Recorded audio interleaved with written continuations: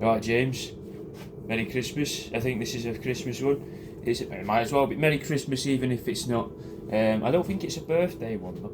But because I'll be dead honest, the app's fucked that I use for this. So I've got to record these and I've made notes. So there you go. You know. Apparently though, you're into a bit of hunting. You hate foxes, so you'll probably love this. Good use of one, innit? I'm not keen on foxes either, mate. Christmas, maybe 2009? Maybe Christmas 2008 actually. A fox came, we just moved to the countryside, we took all of our chickens out of our backyard and in our council estate house and we moved to the countryside. And then Christmas night, we're there watching telly. I think we'd watched an episode of Royal Family. Probably not even a new one. My mum and dad just liked watching it and I liked it, so we were watching it. We'd all had quite a few drinks, a bit of underage drinking, you know. But it's alright because it's Christmas. And then we looked at each other and went, the birds! Fucking hell. And it must have been, I don't know, 9 o'clock at night. Fucking fox had come, maimed maybe 23 of me chickens, killed possibly 4, 2 were missing. And there was, I think, 3, maybe at most, that were just fine. They'd managed to get in a tree or something. They were pottering around garden, covered in bits of bird, bits of feather. I think the cunts, mate, don't like them, don't see the point in them.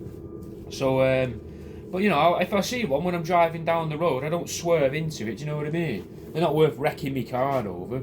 But when I see them dead on the road, I don't think to myself, poor cunt. Even if it's a cub. Now, you see a young badger dead on the road, I think, it's a shame that. Because I've only ever seen a live badger maybe 3 times. Not the same live badger. I didn't just keep going to the same set and being like, you in?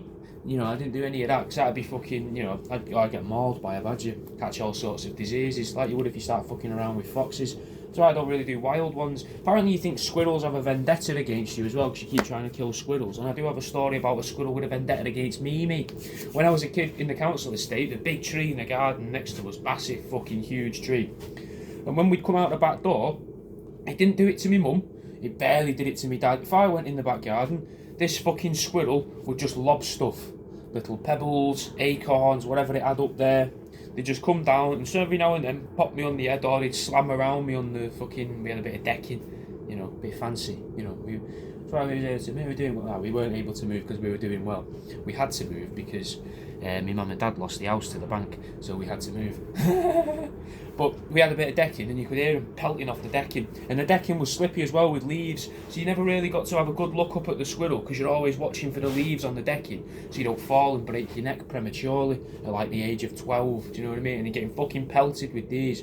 I think they're arseholes.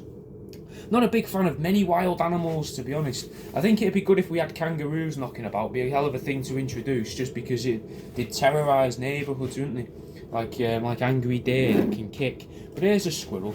I didn't skin this, but I bought it and I was going to put it in the stall at the auction. But his foot's a bit fucking gammy, which I'm not keen on because I didn't skin it. I don't think it's been done very well. So I was keeping it to see how it goes, what it looks like. But I don't really know what to do with him. He does move a little bit, but not a lot. He's not great. What about this fox though, here with a fag in his mouth and he's got a helmet on? You might like him. I've only really done 2 foxes really. This fox and this fox's head. The rest of the fox wasn't really worth using. One of the worst smells you can ever smell, mate. Maybe you've been hunting, maybe you've killed a fox and you think to yourself, I fancy a whiff of a fox's gusset, right?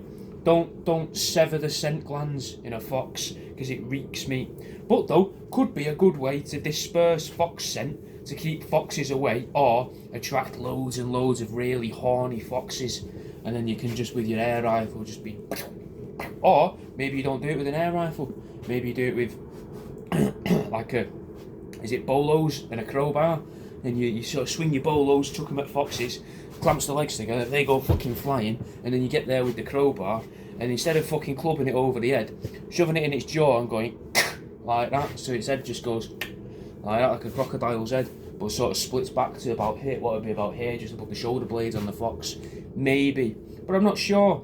But I hope you managed to get over yourself in terms of, I don't think squirrels probably are all that interested in you. Maybe though, maybe there's a little poster of you inside one of their trees or one of their shrubs with a little like beware this man. Because if you keep going there and killing all their little squirrely brothers and sisters, sons, daughters, mums and dads, you know, uncles, aunties, whatever other relations exist, stepfathers. I like the idea that a squirrel could be a stepfather. I don't think they'd make for good ones though, do you know what I mean? Because they forget where they bury all the food.